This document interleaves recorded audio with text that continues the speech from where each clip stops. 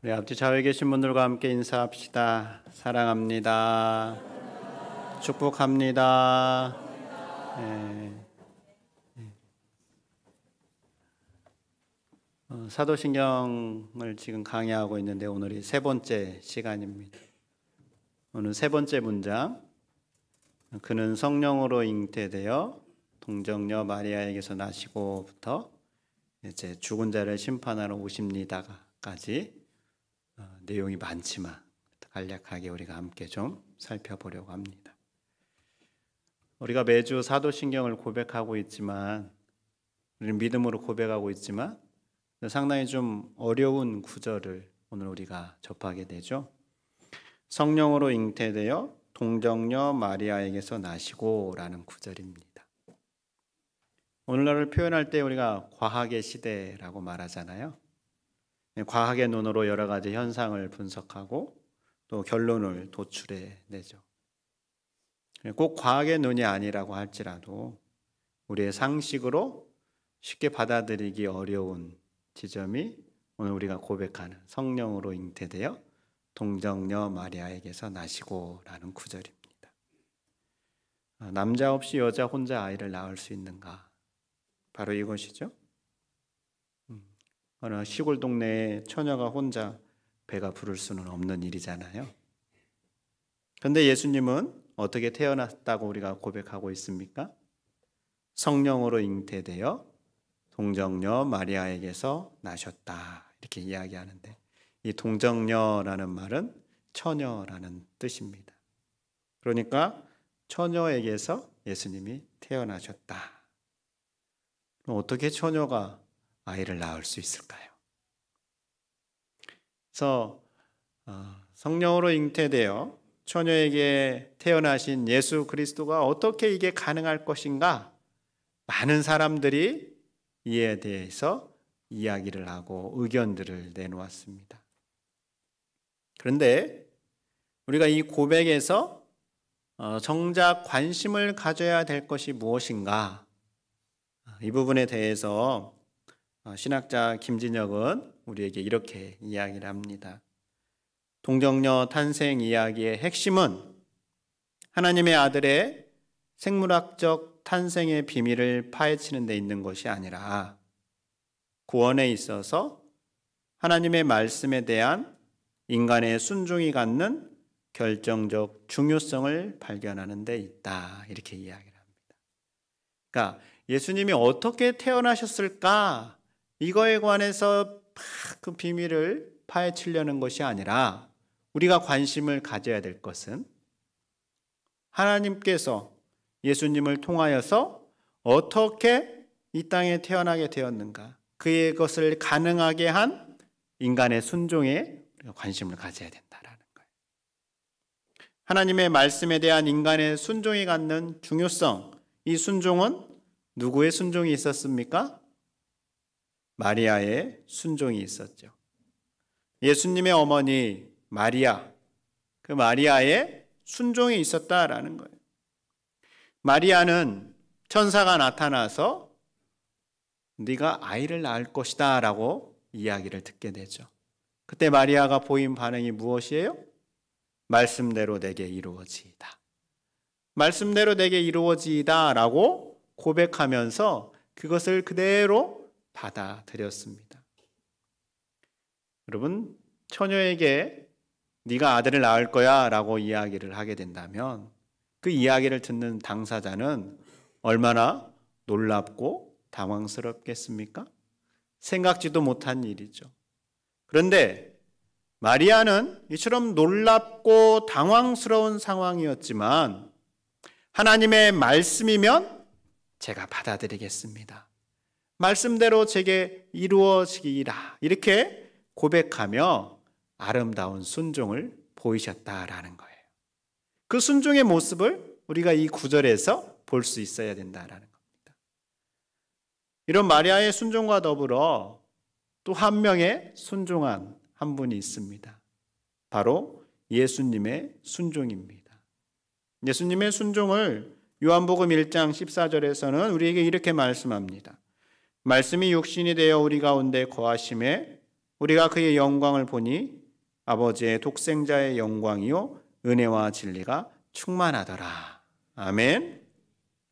말씀이 육신이 되어 우리 가운데 거하심에 라고 요한복음에서 증언하고 있는데, 이 거하다라는 단어는 텐트를 친다라는 뜻입니다. 텐트를 친다라는 것은 고대 이스라엘은 유목민들이었잖아요. 그러니까 텐트를 치고 텐트가 집인 거예요. 텐트를 친다라는 것은 그래서 함께 산다라는 것을 우리에게 말해주죠. 그러니까 우리 인간과 함께 살기 위해서 예수님께서 우리와 똑같은 살과 피를 입으시고 우리의 현실 세계에 오셨다라는 것을 이 구절에서 말씀하고 있는 것이죠.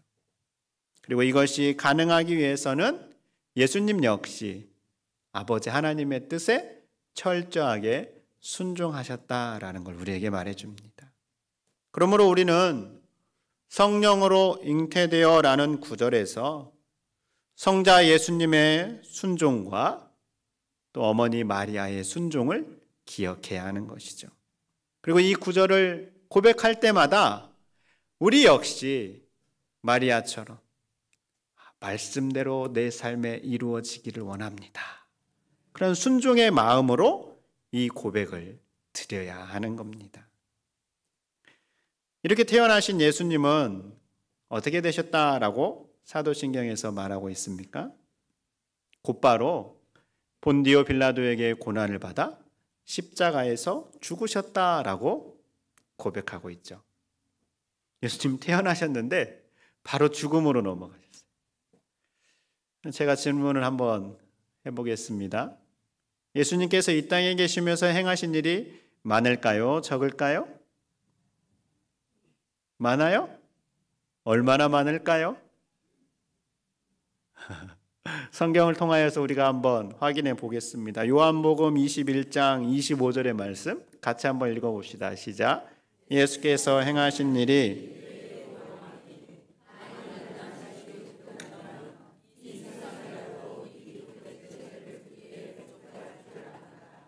아멘. 자, 예수님이 행하신 일이 엄청나게 많다라는 것이죠. 그래서 그것을 낱낱이 기록한다면 그 기록된 책을 이 세상에 놓을 수 없을 정도로 엄청나게 많다. 그렇게 이야기를 하고 있습니다. 이처럼 많은 예수님의 생애, 예수님의 어떠한 모습들이 그렇게 있었을까? 1983년에 미국 장로교에서 이제 사도신경에 예수님의 생애가 빠져 있잖아요. 그래서 간추린 신앙 고백으로 예수님의 생애를 적어 놓은 그런 글이 있습니다. 그 내용을 읽어보면 이렇습니다. 예수는 하나님의 통치를 선포하셨으며 가난한 자에게 복음을 전하시고 포로된 자에게 해방을 선포하시고 말씀과 행위로서 가르치시고 어린이를 축복하시고 병든 자를 고치시고 마음 상한 자를 싸매어 주시고 버림받은 자와 함께 잡수시고 죄인을 용서하시고 모든 사람을 불러 회개하고 복음을 믿게 하셨다. 여러분, 예수님이 행하신 일이 엄청나게 많죠, 지금? 그럼 예수님은 공생애 동안 행하신 일이 참으로 많은데 그 많은 행적들은 전부 포기하고 십자가에서 고난당하시고 죽은 걸로 사도신경에서는 바로 넘어가고 있어요. 왜 그럴까요? 그만큼 십자가가 중요하기 때문에 그런 것이죠. 예수님께는 많은 행적이 있었지만 예수님의 삶은 최종적으로 십자가를 향하여 가는 발걸음이었기 때문에 십자가로 바로 넘어간 것이죠. 이를 깨달은 사도 바울 역시 고린도 교회에 보내는 편지에서 그래서 이렇게 고백을 합니다. 내가 너희 중에서 예수 그리스도와 그가 십자가에 못 박히신 것 외에는 아무것도 알지 아니하기로 작정하였습니다. 그러면 사도 바울은 예수님에 대해 알고자 하기로 작정한 게 있어요. 그건 무엇이에요? 예수님이 십자가에 못 박히신 것. 그 외에는 알지 않기로 작정했다, 마음먹었다라고 이야기를 합니다. 그만큼 십자가가 우리 신앙의 근거이기에 십자가에 못 박히신 예수님을 알고자 하는 것으로 사도 바울은 충만했던 것이죠. 여러분, 우리의 신앙도 마찬가지입니다.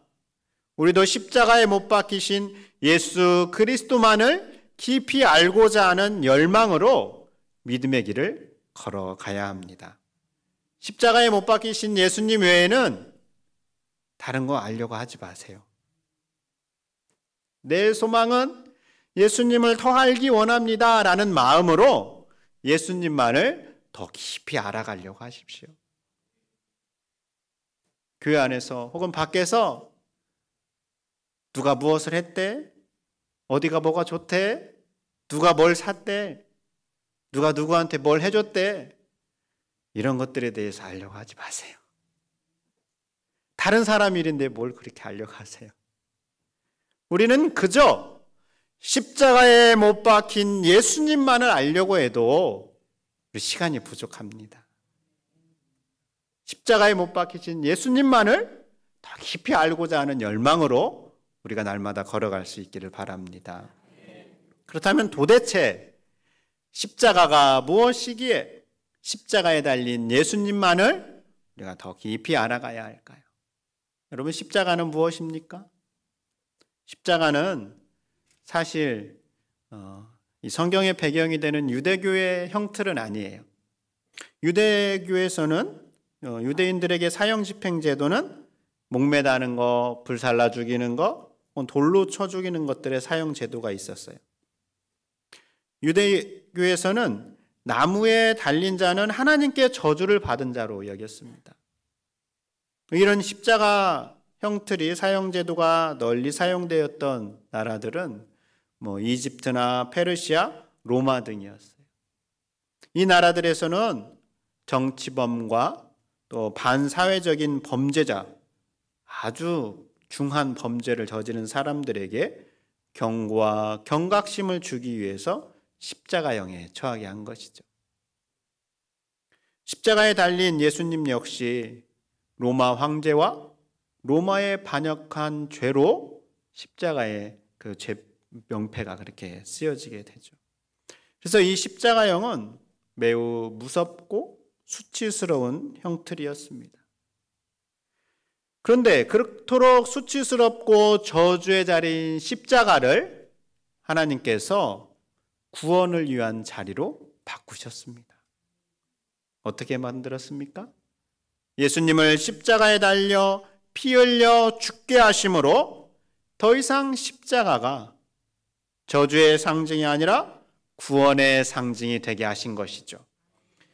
이처럼 인류의 절망의 자리를 구원의 자리로 바꾸신 게 바로 십자가의 사건이에요. 그래서 오늘 말씀에서는 어떻게 이야기합니까? 십자가의 도가 멸망하는 자들에게는 미련한 것이요 구원을 받는 우리에게는 하나님의 능력이라. 오늘 사도신경을 믿음으로 고백하는 우리에게도 십자가는 어리석은 것이 아니라 하나님의 능력이며 하나님의 지혜가 됩니다. 그래서 우리는 이 십자가를 볼 때마다 저주를 구원으로 바꾸신 하나님의 놀라운 능력과 지혜를 기억하면서 찬양하는 것이죠. 또한 십자가는 예수님이 이 세상에 오셔서 우리가 당하는 모든 고난에 빠짐없이 함께 하신다는 것을 보여주는 증거이기에 우리가 십자가를 깊이 알아야 합니다. 히브리서 4장 15절의 말씀 같이 한번 읽어보겠습니다. 우리에게 있는 대제사장은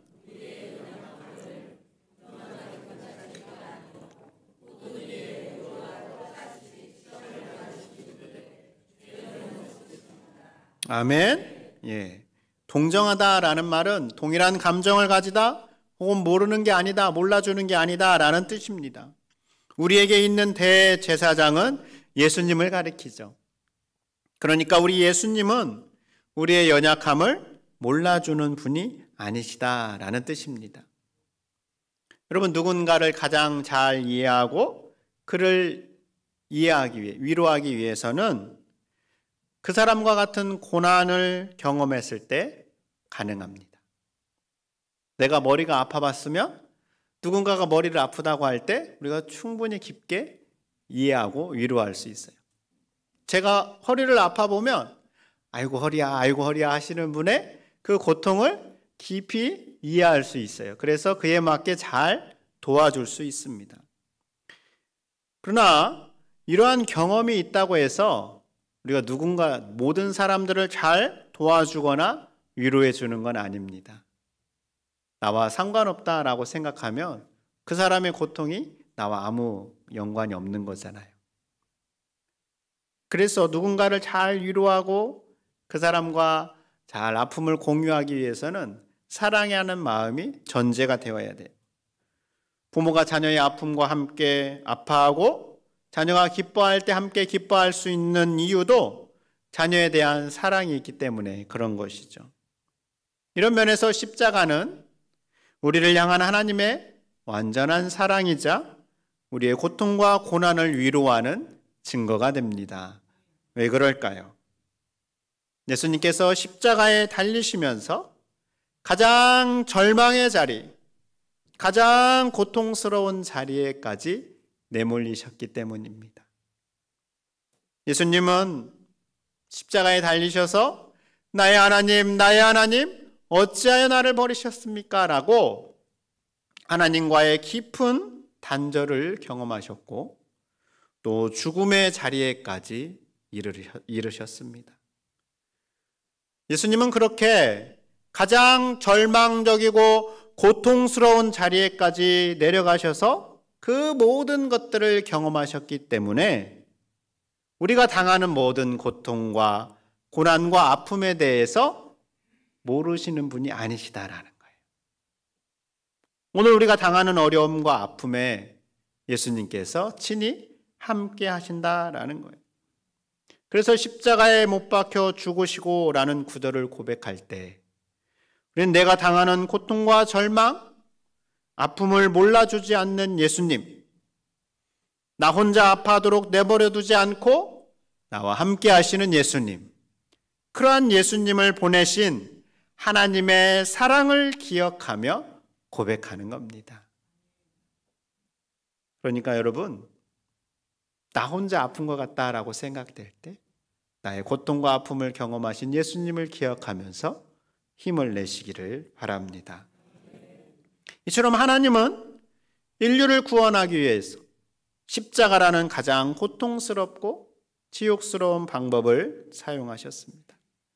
그리고 이 십자가 사건이 허구가 아니라 진짜라는 것을 말해주기 위해서 우리는 사도신경에 한 사람의 이름을 매번 고백합니다. 그 사람의 이름은 바로 본디오 빌라도입니다.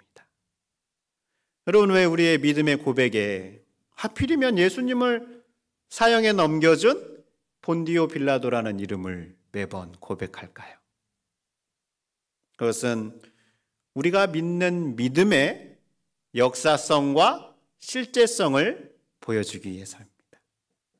역사성이라는 것은 본디오 빌라도가 실제 로마에 존재했던 인물이다라는 것을 말하므로 예수님의 죽으심이, 예수님의 십자가의 죽으심이 진짜다라는 것을 우리에게 말해주는 것이죠.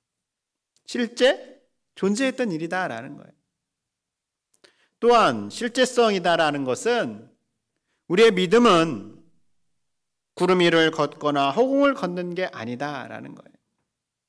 현실 역사와 상관없는 것이 아니라 우리가 이 땅에 발을 디디고 살아가는 현실을 우리가 받아들이며 치열하게 그 안에서 믿음의 싸움을 하면서 살아가야 한다. 그것을 말해주기 위해서 본디오 빌라도라는 이름을 고백하도록 한 겁니다. 그래서 우리는 본디오 빌라도라는 이름을 고백할 때마다 예수님의 죽으심이 역사적으로 일어났던 진짜 일이구나라는 것을 기억하고 나의 믿음은 이 땅에서 현실을 디디고 살아가며 하나님의 뜻을 살기 위해 몸부림치며 살아가는 자리구나라는 것을 기억하며 고백해야 하는 것이죠. 여러분, 이제 우리가 매주 사도신경을 고백해야 할 분명한 지점에 이르렀습니다. 예수님이 우리와 같은 고통을 아시고 우리를 동정하신다라고 할지라도 예수님이 그저 십자가에서 죽으시고 끝났다면 우리가 이 사도신경을 고백할 이유가 없습니다. 우리가 이렇게 매주 사도신경을 고백할 수 있는 것은 예수님의 부활하심이 있기 때문입니다. 그래서 우리는 이렇게 고백하죠. 장사된 지 사흘 만에 어떻게 되셨대요? 죽은 자 가운데서 다시 살아나셨다. 예수님께서 다시 살아나셨습니다. 부활은 십자가의 완성입니다. 부활이 없다면 우리는 가장 불행한 사람이죠. 그러나 예수님께서 부활하셔서 부활의 첫 열매가 되셨습니다. 부활의 첫 열매가 되었다라는 것은 첫 수확을 뜻하는 것이죠. 예수님이 첫 열매가 되셨다라는 것은 예수님의 뒤를 이어 예수님을 믿는 우리들도 언젠가 예수님처럼 다시 살아나게 될 것이다라는 것을 미리 보여주는 겁니다. 그리고 이 구절처럼 우리 역시 죽었다가 다시 살아나게 될 것입니다. 우리는 그 소망을 가지고 이 구절을 고백하는 것이죠. 이렇게 부활하신 예수님은 무엇을 하고 계실까요? 하늘에 오르사 하나님 보좌 우편에 앉아 계시다가 거기로부터 죽은 자와 산 자를 심판하러 오신다 말씀하고 있죠. 여러분, 예수님께서 하나님 보좌 우편에 앉으셔서 무엇을 하고 계실까요? 로마서 8장 34절의 말씀이에요. 함께 고백합시다. 누가 정죄하리요? 죽으실 뿐 아니라 다시 살아나신 이는 그리스도 예수시니 그는 하나님 우편에 계신 자요 우리를 위하여 간구하시는 자시니라. 아멘. 예수님께서 뭘 하고 계시대요? 우리를 위하여 간구하시는 자시다. 여러분, 간구한다라는 것은 기도한다라는 뜻입니다. 하나님 보좌 오른쪽에 앉으셔서 우리의 이름을 불러가며 하나님 앞에 기도하고 계시는 것이죠. 우리의 믿음이 약해지지 않도록, 우리가 시험에 빠져 넘어가지 않도록, 우리가 당하는 유혹을 능히 이겨낼 수 있도록 하나님 앞에 우리의 이름을 불러가며 기도하고 계십니다. 그러니 여러분, 힘이 들 때 혼자라고 생각하지 마십시오. 여러분을 위하여 간구하는 예수님이 계십니다. 우리가 당하는 어려움을 가장 잘 아시는 예수님께서 우리를 위하여 하나님 앞에 간절하게 기도하고 계십니다. 그래서 하나님 보좌 우편에 앉아 계시다가 라는 구절을 고백할 때마다 나를 위해 기도하시는 예수님, 그 예수님이 나를 위해 기도하고 계시다. 이것을 기억하면서 우리가 고백하는 것이죠. 그렇게 우리를 위하여 간구하시는 예수님은 나중에 어떻게 하신다고요? 다시 오실 것입니다. 예수님께서 다시 오시면 우리는 모두 주님 앞에 서게 될 것입니다. 이 구절을 고백할 때마다 우리는 이렇게 질문해 보아야 합니다. 다시 오실 예수님 앞에 내가 떳떳하게 설 수 있을까?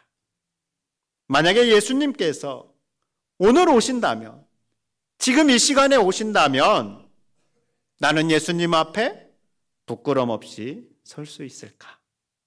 이런 질문을 던져보아야 합니다. 내가 누군가를 미워하고 있을 때 주님께서 오시면 어떡하겠습니까? 내가 게으름만 피우며 살고 있을 때 주님께서 오신다면 우리가 어떻게 주님 앞에 서겠습니까? 다음에 할게요 라고 말하며 자꾸 뒤로 미루고만 있는데 주님께서 오신다면 우리가 어떻게 주님 앞에 떳떳하게 설 수 있겠습니까? 심판하러 오시리라는 고백을 할 때마다 우리는 주님께서 다시 오실 때 부끄럼 없이 설 수 있는가를 자문하면서 고백하는 것이죠. 성도 여러분, 오늘 우리는 예수님의 탄생과 죽음, 그리고 부활과 다시 오심의 고백을 살펴보았습니다. 이 모든 이야기는 하나님께서 우리를 사랑하셔서 이루신 구원의 역사입니다. 마리아가 말씀대로 내게 이루어지이다 라고 고백했던 것처럼, 또한 예수님께서 하나님의 뜻에 끝까지 순종하셨던 것처럼 우리도 하나님의 말씀 앞에 순종의 사람으로 설 수 있기를 바랍니다.